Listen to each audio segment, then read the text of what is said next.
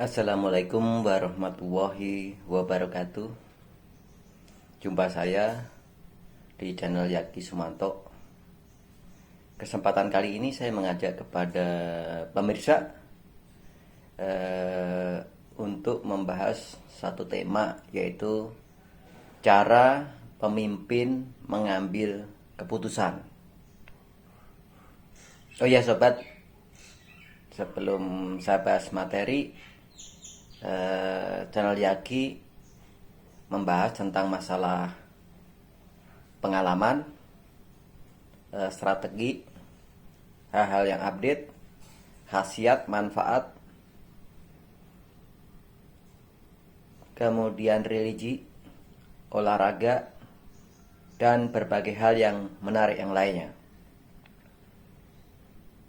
Untuk memaksimalkan tayangan channel Yaki Sumanto ini, saya minta kepada sobat sebelum masuk kepada materi, mohon untuk tekan tombol subscribe yang ada di bawah sini, dan tekan like, dan sebarkan ke keluarga, saudara maupun teman sosial media saudara sekalian. Masuk kepada materi cara pemimpin mengambil keputusan. Kecepatan dan ketepatan seorang pemimpin dalam mengambil keputusan lazimnya menjadi seorang yang penting, merupakan tolok ukur kompetensi dan kredibilitas yang harus dimilikinya. Jika pemimpin lamban dan ragu dalam bertindak, anak buahnya akan melihat sebagai seorang yang penakut, tidak tegas, sehingga membuat mereka mempertanyakan kemampuan, sehingga kehilangan kepercayaan terhadap anak buah. Salah satu tugas yang terpenting sebagai seorang pemimpin adalah menentukan yang terbaik bagi organisasi dan para anggotanya atau karyawannya. Namun dalam mengambil keputusan, terkadang seorang pemimpin menghadapi dilema dan seolah berada di persimpangan jalan. Apalagi jika pilihan yang membuat Anda harus mengorbankan kepentingan orang lain atau membuat risiko yang merugikan tim itu sendiri. Namun kadangkala keputusan sulit harus diambil demi terwujudnya cita-cita bersama. Ada kalanya pemimpin ternyata mengambil keputusan yang salah dan merugikan organisasi. Tetapi percayalah, melakukan kesalahan dalam mengambil keputusan masih lebih baik dibandingkan tidak melakukan tindakan apapun sama sekali. Terbiasa cepat dalam pengambilan keputusan memang bukan pekerjaan yang mudah. Butuh risiko yang harus diambil, butuh rasio yang jernih, dan butuh intuisi yang tajam agar bisa menghasilkan keputusan yang tepat. Namun bukan berarti kemampuan tersebut tidak bisa diasah, dilatih, dan dipelajari serta dipertajam. Untuk itu, pada kesempatan kali ini, beberapa langkah yang mungkin sobat bisa ambil untuk melatih menjadi seorang pemimpin sehingga bisa membuat keputusan yang baik. Di antaranya yang pertama, yaitu Anda harus mengetahui tugas organisasi ataupun tugas jabatan yang saudara emban. Tugas ini bisa langsung diberikan oleh atasan saudara, ataupun tugas yang memang menjadi keseharian yang perlu Anda kerjakan. Yang kedua, yaitu Anda harus mengumpulkan informasi ataupun keterangan yang mendukung pelaksanaan tugas itu. Tentunya keterangan ini bisa diperoleh dari berbagai sumber, baik informasi yang sudah kita miliki, yang kita bisa dapatkan dari perusahaan atau mungkin lembaga atau instansi yang lebih tinggi daripada kita. Kemudian kita juga bisa mencari informasi kepada instansi lain atau perusahaan lain yang selevel dengan kita. Langkah yang ketiga diantaranya yaitu Anda harus menganalisa tugas yang harus Anda selesaikan. Analisa ini Anda harus jeli. Siapa berbuat apa, di mana, kapan, sehingga tugas ini bisa selesai. Anda harus rinci, baik dalam tugas khusus, tugas terkandung, maupun tugas yang mensupport ini semua, sehingga Anda bisa berhasil. Yang keempat, Anda tentunya tidak bisa bekerja sendiri. Tentunya Anda dalam suatu pekerjaan punya anak buah, atau mungkin punya karyawan, atau punya elemen pendukung. Anda harus memberikan petunjuk kepada elemen Anda untuk membuat suatu rencana terkait dari fungsi-fungsi yang ada di bawah jabatan atau organisasi Anda.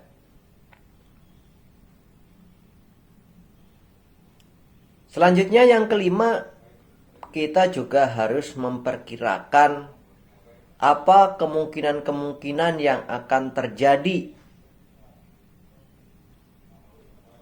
baik itu yang bersifat positif maupun negatif. Tentunya dalam membuat suatu perkiraan, minimal kita harus menentukan dua alternatif, yaitu alternatif utama sebagai hal yang jelas-jelas kesuksesannya lebih tinggi. Kemudian yang kedua adalah alternatif cadangan. Itu minimal dua perkiraan harus Anda siapkan. Yang keenam, tentunya kita perlu masukan dan saran dari elemen-elemen yang ada pada organisasi ataupun jabatan kita. Kita meminta kepada staf kita, meminta kepada karyawan kita, meminta kepada elemen pendukung kita untuk menyampaikan saran, tentunya saran yang terbaik dari fungsinya masing-masing. Dari saran-saran yang telah diberikan oleh elemen pendukung sistem saudara, Anda padukan dengan perkiraan yang sudah Anda miliki. Kemudian Anda harus mengeluarkan suatu keputusan. Keputusan ini tentunya kadang tidak selalu menguntungkan semua pihak atau semua bagian. Tapi ambil keputusan yang terbaik, yang paling kecil resikonya, yang paling banyak manfaatnya, dan yang paling berpengaruh untuk kelangsungan dan kesuksesan organisasi atau jabatan. Yang kedelapan, keputusan yang saudara ambil setelah Anda keluarkan tentunya harus dijalankan. Baik dijalankan oleh Anda sendiri maupun elemen-elemen personil, karyawan, anggota yang ada dalam organisasi maupun jabatan saudara. Yakinkan satu persatu supaya mengikuti rencana waktu maupun rencana kegiatan yang sudah Anda putuskan.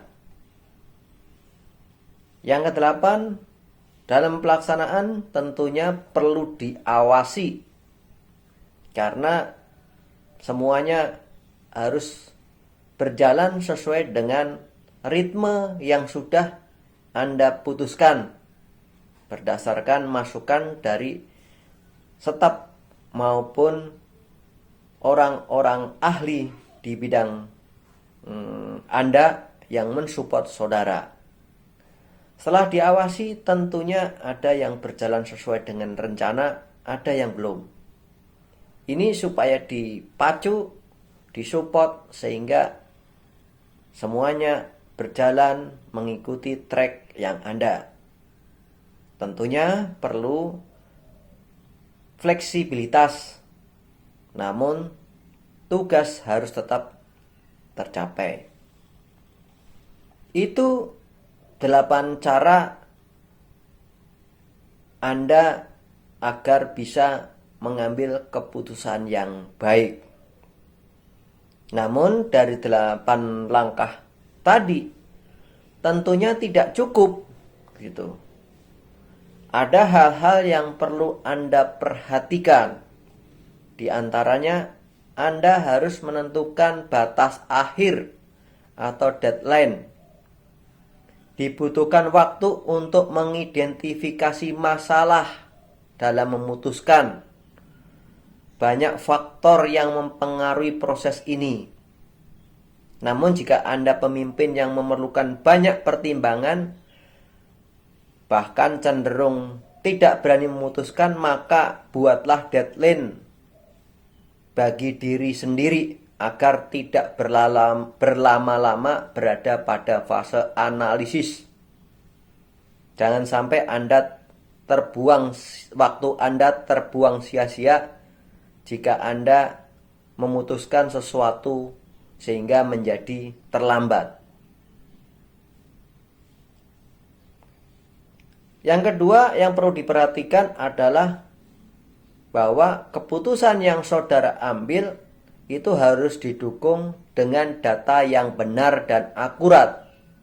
Tentunya Anda harus memiliki staf yang terpercaya, orang atau agen yang terpercaya, sumber yang benar dan terkonfirmasi. Saat mengumumkan keputusan, pastikan Anda berpegang pada informasi dan data yang akurat. Ini akan membantu Anda saat memberikan argumen. Anda juga perlu melibatkan orang lain, pihak lain dalam proses pengambilan keputusan. Anda juga harus mau terima saran dan masukan. Dengan ini Anda secara otomatis mengundang mereka untuk sama-sama berkomitmen. Hal yang berpengaruh yang ketiga adalah apapun hasilnya Anda jangan plan-plan. Meralat atau menarik kembali keputusan yang baru saja Anda keluarkan karena desakan yang merasa dirugikan atau keraguan-raguan dari dalam diri hanya akan membuat Anda kelihatan orang yang ragu. pelin-pelan dan tidak tegas, dan itu tidak menunjukkan sosok sebagai seorang pemimpin. Oleh karena itu, pikirkan kembali berbagai reaksi yang mungkin ditunjukkan oleh anggota tim Anda atau rekan kerja. Yang keempat yang berpengaruh diantaranya, jangan takut salah. Dalam mengambil keputusan, rasa takut merupakan penghambat dan musuh bagi keberhasilan. Takut untuk membuat keputusan hanya merugikan organisasi maupun salah satu penyebab untuk menunda, bahkan memilih untuk tidak memutuskan sama sekali. Malah kalau bisa akan melemparkan tanggung jawab kepada orang lain, dan ini buruk sekali. Singkirkan rasa takut Anda dengan selalu mengingat bahwa setiap proses akan mengambil keputusan adalah langkah yang akan membantu mendewasakan karakter dan mengasah intuisi. Ingatlah bahwa takut dalam membuat keputusan ini akan menghilangkan momentum atau kesempatan. Yang kelima, latih ketajaman untuk mencari solusi atau problem solving. Keputusan yang salah tidak selamanya terjadi akibat salah dalam memilih atau bad choice. Kesalahan umum dilakukan justru berawal dari ketidaktelitian sang pemimpin dalam mengidentifikasi masalah yang terjadi. Jika masalahnya sudah tidak benar, maka solusinya tidak akan tepat sasaran.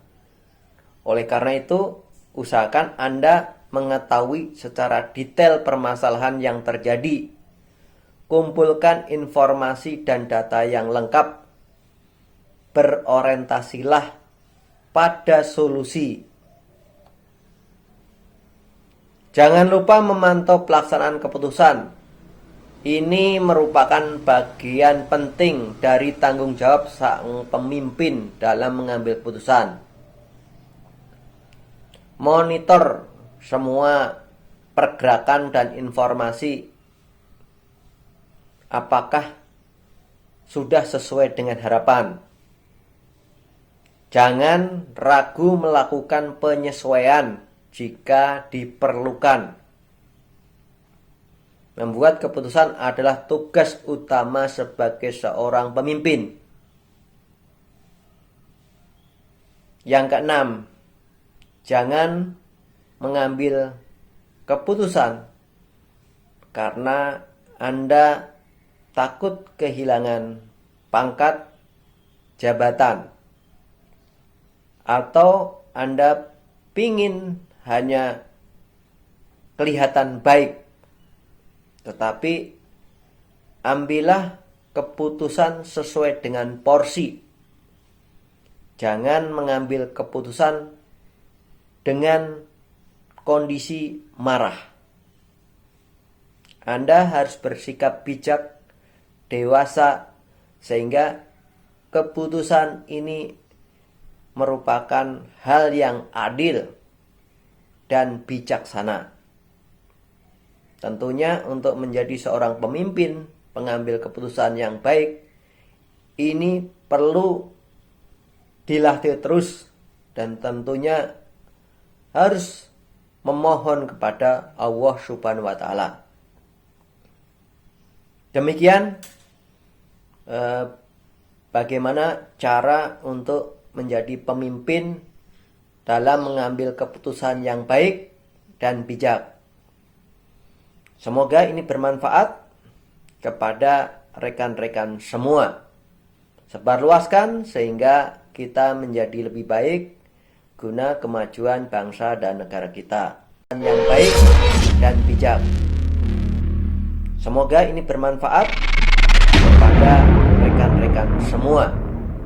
Sebarluaskan sehingga kita menjadi lebih baik guna kemajuan bangsa dan negara kita. Apabila ada hal yang salah atau tidak berkenan, saya mohon maaf. Jangan lupa tekan tombol like, subscribe, dan sebarkan ke seluruh sosial media saudara. Saya akhiri, wabillahi taufik wal hidayah. Wassalamualaikum warahmatullahi wabarakatuh.